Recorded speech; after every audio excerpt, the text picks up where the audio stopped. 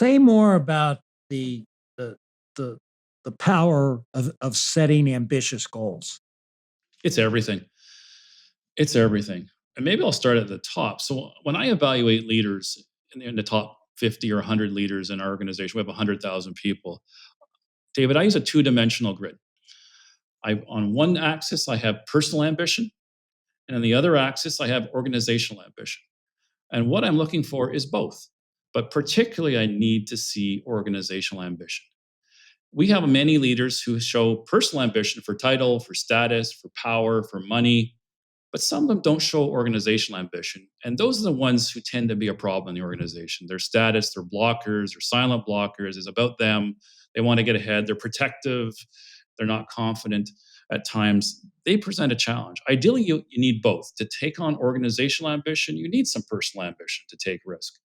So we're always trying to measure, have you set an ambitious goal for the organization at the end of the day? What does that look like? Whether you're running a product, a service, a back office, whatever you happen to do, what is your ambitious goal? And will people follow you in that goal?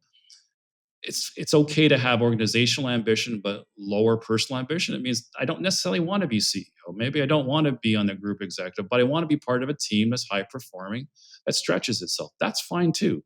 So we try to slot people in and say, well, how are they behaving now? Can we coach them if they're off track?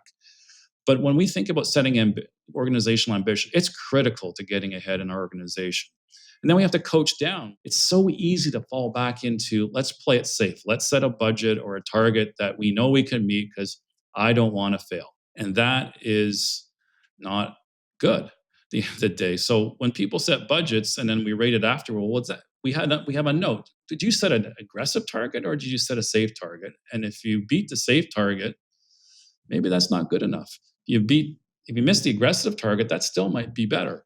So we have a qualitative approach to our budget setting as well that tries to evaluate up front how much risk did the person really stake their claim to. The other element of taking risks, I firmly believe, is risk taking in an organization is about declaring yourself publicly. I have a lot of leaders, and I see leaders who want to take a risk but keep it quiet. I don't want anyone to see, and if I'm successful, I'll tell you about it at the end of the day. But then it's hard to marshal resources and excitement in an organization if you don't declare yourself.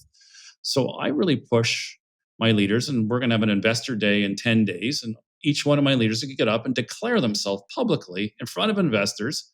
I'm going to drive the organization to here. These are my KPIs. You can measure me every quarter against it. That's how we play.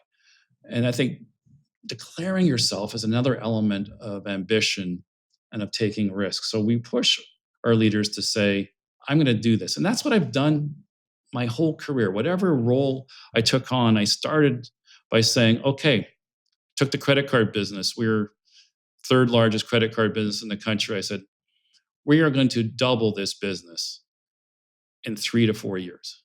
And I saw people in the back row of the auditorium rolling their eyes and snickering and saying, he's out of his mind. And I go, no, this is how we're going to do it. And then you take these big goals and you start breaking them down. So if we're going to double a business, I need this many new customers. I need each customer to use their product this much. I need to take out this much cost. And you chunk it down. If I need this many customers, how many new products do I need? And you just break it down into digestible pieces and say, okay, you're going to run with this piece. You're going to run that. So it sounds scary, but then you break it down into more manageable pieces. And I've always found, and we see this, leaders who set ambitious goals attract A talent. And leaders who set unambitious goals attract C talent, B at best. Yeah, but the fact is that people do not want to go to work and be a part of something mediocre. And, one of the things that, I've always believed, and you espouse this very clearly, is that once you go public, you can't go back because you lose your integrity. I mean, all those people rolling their eyes, right, in the back of the crowd. And if you don't do what you said, I mean, how much credibility are you going to have the next time you get up there, right? And, David, it's a lot more fun. It's a lot more fun. I couldn't agree with you more.